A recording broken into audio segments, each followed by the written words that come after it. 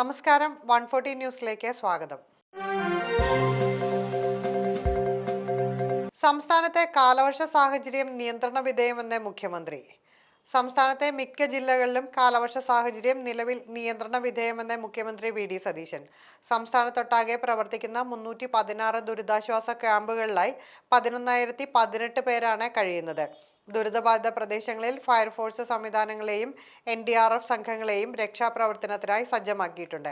പത്തനംതിട്ട ജില്ലയിൽ ചിലയിടങ്ങളിൽ മാത്രമാണ് വെള്ളം ഇറങ്ങാനുള്ളത്. രക്ഷാപ്രവർത്തനങ്ങൾക്കായി കൊല്ലത്ത് നിന്ന് 14 ബോട്ടുകൾ ചെങ്ങന്നൂരിൽ എത്തിച്ചിട്ടുണ്ട്. ഒപ്പം 2 ഹെലികോപ്റ്ററുകൾ തിരുവനന്തപുരത്ത് സജ്ജമാക്കിയിട്ടുണ്ടെന്നും മുഖ്യമന്ത്രി പറഞ്ഞു. അപകട സാധ്യതയുള്ള മേഖലകളിൽ നിന്ന് ഉദ്യോഗസ്ഥർ നിർദ്ദേശിക്കുമ്പോൾ ജനങ്ങൾ മാറി താമസിക്കണമെന്ന് മുഖ്യമന്ത്രി അഭ്യർത്ഥിച്ചു.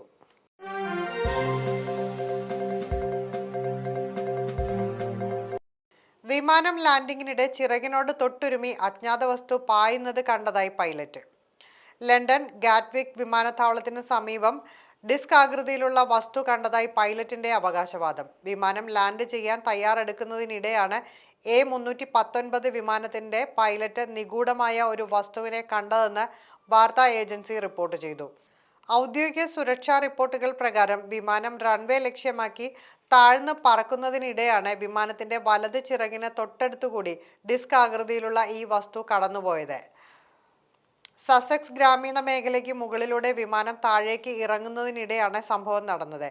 വിമാനം ഇടതുവശത്തേക്ക് തിരിയുന്നതിനിടെയാണ് വിമാനത്തിന്റെ അതേ ഉയരത്തിൽ വലതുവശത്തെ ചിറകിന് തൊട്ടടുത്തുകൂടി എതിർദിശയിലേക്ക് ഈ വസ്തു പാഞ്ഞുപോയത്.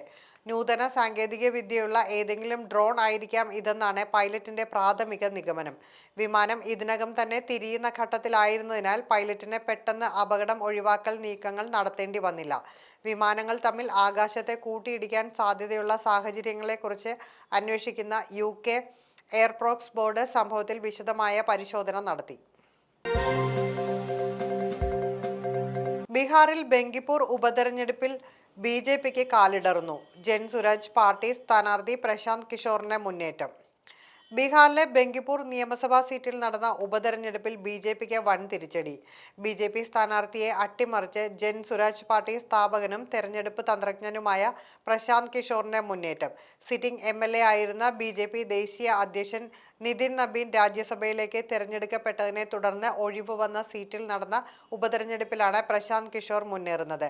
ബങ്കിപ്പൂർ വോട്ടെണ്ണലിൽ 22ാം റൗണ്ട് പ്രവേശിക്കുമ്പോൾ പ്രശാന്ത് കിഷോർ ലീഡ് 12,000-ത്തിലധികം വോട്ടുകളായി ഉയർത്തി.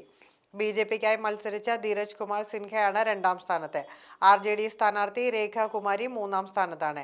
BJP ശക്തി കേന്ദ്രമായ ബങ്കിപ്പൂരിൽ ഇതുവരെ BJP സ്ഥാനാർത്ഥിയല്ലാതെ മറ്റാരും വിജയിച്ചിട്ടില്ല. 2010-ൽ മണ്ഡലം രൂപീകരിച്ചപ്പോൾ മുതൽ നിതിൻ നബീനാണ് ബങ്കിപ്പൂരിനെ നിയമസഭയിൽ പ്രതിനിധീകരിക്കുന്നത്.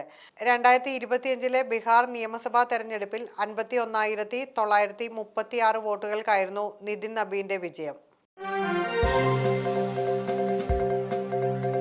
CJP പ്രതിഷേധത്തിൽ കേസുകൾ പിൻവലിക്കുന്ന കാര്യം സംസ്ഥാനങ്ങൾക്ക് തീരുമാനമെടുക്കാമെന്ന് സുപ്രീം കോടതി.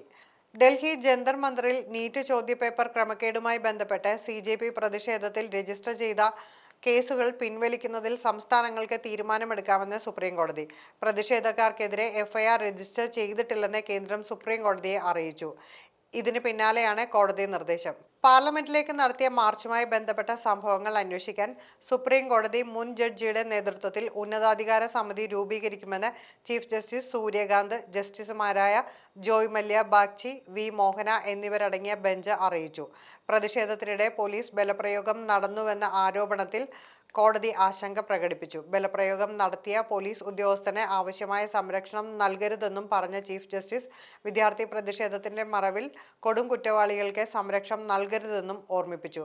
പോലീസുകാർക്കെതിരായ അന്വേഷണത്തിന് പ്രത്യേക സംഘത്തെ രൂപീകരിക്കുന്നത് പരിഗണനയിലാണെന്നും സുപ്രീം കോടതി പറഞ്ഞു. തെക്കൻ തമിഴ്നാടിന് മുകളിൽ ചക്രവാത ചുഴി. ഓഗസ്റ്റ് 7 വരെ മഴ തുടരും. തെക്കൻ തമിഴ്നാടിന് മുകളിൽ ചക്രവാത ചുഴി നിലനിൽക്കുന്നതിനാൽ കേരളത്തിൽ ഓഗസ്റ്റ് 7 വരെ നേരിയതോ മിതമായതോ ആയ മഴയ്ക്ക് സാധ്യതയെന്ന് കേന്ദ്ര കാലാവസ്ഥാ വകുപ്പ് അറിയിച്ചു. തെക്കൻ ഗുജറാത്ത് തീരം മുതൽ വടക്കൻ കേരള തീരം വരെ തീരദേശ ന്യൂനമർദ്ദ പാത്തി ദുർബലമായി. ഒറ്റപ്പെട്ട സ്ഥലങ്ങളിൽ ശക്തമായ മഴയ്ക്ക് സാധ്യതയുണ്ട്. ഇന്നും നാളെയും കേരളം, കർണാടകം, ലക്ഷദ്വീപ് തീരങ്ങളിൽ മണിക്കൂറിൽ 40 മുതൽ 50 കിലോമീറ്റർ വരെയും ചില അവസരങ്ങളിൽ 60 കിലോമീറ്റർ വരെയും വേഗത്തിൽ ശക്തമായ കാറ്റിനും മോശം കാലാവസ്ഥയ്ക്കും സാധ്യതയുണ്ടെന്നാണ് കാലാവസ്ഥാ വകുപ്പ് അറിയിച്ചിരിക്കുന്നത്.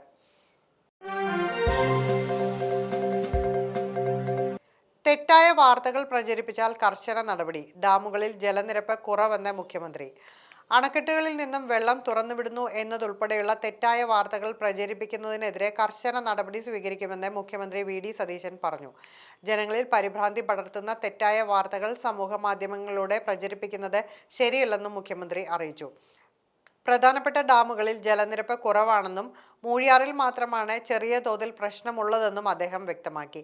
അതേസമയം മഴക്കെടുതി നേരിടാൻ പത്തനംതിട്ടയിൽ പ്രത്യേക സന്നാഹം ഒരുക്കുമെന്നും മുഖ്യമന്ത്രി പറഞ്ഞു. സ്ഥിതി നിയന്ത്രണ വിധേയമാണെന്നാണ് വിലയിരുത്തലെന്നും അദ്ദേഹം വ്യക്തമാക്കി. ദുരന്ത നിവാരണ സെക്രട്ടറി യോഗം ചേർന്ന് മുൻകരുതലുകൾ എടുത്തിരുന്നു. IMDയുടെ അതിതീവ്ര മഴ മുന്നറിയിപ്പ് വന്നത് രാത്രിയാണ്. പരിശോധിക്കാൻ മറ്റ് സംവിധാനങ്ങൾ ഇല്ലായിരുന്നുവെന്നും മുഖ്യമന്ത്രി വ്യക്തമാക്കി. തുറമുഖങ്ങളിൽ 3-ാം നമ്പർ ജാഗ്രതാ സിഗ്നൽ തുടരും. കേരളം, കർണാടക തീരങ്ങളിലും ലക്ഷദ്വീപ് മേഖലകളിലും മണിക്കൂറിൽ 40-50 കിലോമീറ്റർ വേഗത്തിലും മണിക്കൂറിൽ 60 കിലോമീറ്റർ വരെ ശക്തമായ കാറ്റിന് സാധ്യതയുള്ളതിനാൽ കേരളത്തിലെ എല്ലാ തുറമുഖങ്ങളിലും 3-ാം നമ്പർ ജാഗ്രതാ സിഗ്നൽ തുടർന്നും ഉയർത്തി നിർത്താൻ ഇന്ത്യൻ കാലാവസ്ഥാ വകുപ്പ് നിർദ്ദേശം നൽകി. കാസർഗോഡ്, കണ്ണൂർ, തലശ്ശേരി, കോഴിക്കോട്, ബേപ്പൂർ, പൊന്നാനി, അഴീക്കൽ, കൊച്ചി, ആലപ്പുഴ, കൊല്ലം, നീണ്ടകര, തിരുവനന്തപുരം എന്നീ തുറമുഖങ്ങളിലാണ് 3-ാം നമ്പർ ജാഗ്രതാ സിഗ്നൽ തുടരുന്നത്. ലക്ഷദ്വീപിലെ മിനിക്കോയ് തുറമുഖത്തും കർണാടകയിലെ കാർവാർ, മംഗളൂരു, പണമ്പൂർ, ഹോണാവർ, ഭട്കൽ, ഗംഗോളി, മാൽപെ എന്നീ തുറമുഖങ്ങളിലും 3-ാം നമ്പർ ജാഗ്രതാ സിഗ്നൽ തുടരാൻ കാലാവസ്ഥാ വകുപ്പ് നിർദ്ദേശിച്ചിട്ടുണ്ട്. മത്സ്യത്തൊഴിലാളികളും ചെറുവള്ളം, ബോട്ട് എന്നിവയുടെ ഉടമകളും കേരളം, കർണാടകം തീരങ്ങളിലും ലക്ഷദ്വീപ് മേഖലകളിലും നിലവിലുള്ള കാലാവസ്ഥാ മുന്നറിയിപ്പുകൾ കർശനമായി പാലിക്കണമെന്നും കടലിൽ പോകുന്നതിനു മുൻപ് ഏറ്റവും പുതിയ മുന്നറിയിപ്പുകൾ പരിശോധിക്കണമെന്നും അധികൃതർ അറിയിച്ചു. ശ്രീജിത്തിന്റെ സ്ഥാനക്കയറ്റത്തിൽ കടുത്ത വിമർശനവുമായി ഹൈക്കോടതി. ആരോപണ വിധേയനായ എസ്. ശ്രീജിത്തിനെ DGP-യായി സ്ഥാനക്കയറ്റം നൽകിയതിൽ കടുത്ത വിമർശനവുമായി ഹൈക്കോടതി.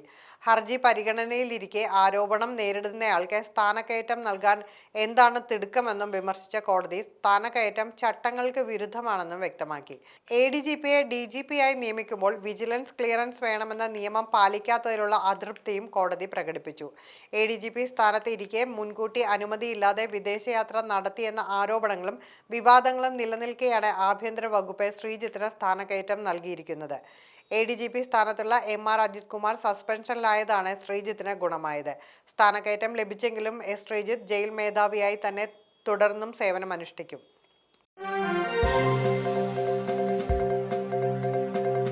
മിൽമ ശബരിമലയിൽ നൽകിയ നെയ്യ് ഉൽപ്പന്നങ്ങളിൽ യാതൊരു വിധ കൃത്രിമവും നടത്തിയിട്ടില്ലെന്ന് മിൽമ ചെയർമാൻ KS മണി.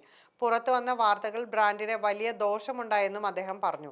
മിൽമയുടെ ഉൽപ്പന്നങ്ങൾ വാങ്ങാൻ മുൻ മന്ത്രിമാർക്കും ദേവസ്വം ബോർഡ് അംഗങ്ങൾക്കും കത്തുകൾ നൽകിയതിന്റെ തുടർച്ചയായാണ് ബോർഡുമായി കരാറിലെത്തിയതെന്നും അദ്ദേഹം വ്യക്തമാക്കി. മിൽമ വിതരണം ചെയ്ത നെയ്യിന്റെ ഗുണനിലവാരത്തിൽ വീഴ്ച സംഭവിച്ചതായി ദേവസ്വം ബോർഡോ മന്ത്രിയോ മിൽമയെ അറിയിച്ചിട്ടില്ലെന്നും മിൽമ നെയ്യ് വേണ്ടെന്ന രീതിയിലുള്ള ഉത്തരവുകൾ ലഭിച്ചിട്ടില്ലെന്നും ചെയർമാൻ അറിയിച്ചു. നിലവിലെ അന്വേഷണവുമായി മിൽമ പൂർണ്ണമായും സഹകരിക്കുമെന്നും അന്വേഷണത്തിൽ മിൽമയുമായി ബന്ധപ്പെട്ട ആരെങ്കിലും കുറ്റക്കാരാണെന്ന് കണ്ടെത്തിയാൽ അവർക്കെതിരെ കർശന നടപടി സ്വീകരിക്കുമെന്നും ചെയർമാൻ വ്യക്തമാക്കി. പാണക്കാട് മണ്ണിടിച്ചിൽ വൻ അപകടം ഒഴിവായത് തലനാരിഴയ്ക്ക്. മലപ്പുറം പാണക്കാട് വേങ്ങര റോഡിലേക്ക് കുന്നിൻ ചെരുവിൽ നിന്ന് വൻതോതിൽ മണ്ണിടിഞ്ഞു. ആളുകൾ 2 ഭാഗങ്ങളിലേക്ക് ഓടിയതിനാൽ വൻ അപകടം ഒഴിവായി. ഇതുവഴിയുള്ള ഗതാഗതവും നിരോധിച്ചിട്ടുണ്ട്. രാവിലെ 8 മണിയോടെയാണ് പാണക്കാട് റോഡിലേക്ക് കുത്തനെയുള്ള ചെരുവിൽ നിന്ന് മണ്ണിടിഞ്ഞു തുടങ്ങിയത്. മാധ്യമപ്രവർത്തകരും നാട്ടുകാരും സംഭവസ്ഥലത്ത് ഉണ്ടായിരുന്നു. ഓടി രക്ഷപ്പെടുന്നതിനിടയിൽ കൈരളി TV ക്യാമറാമാൻ ജയേഷിന് നിസാര പരിക്കേറ്റു.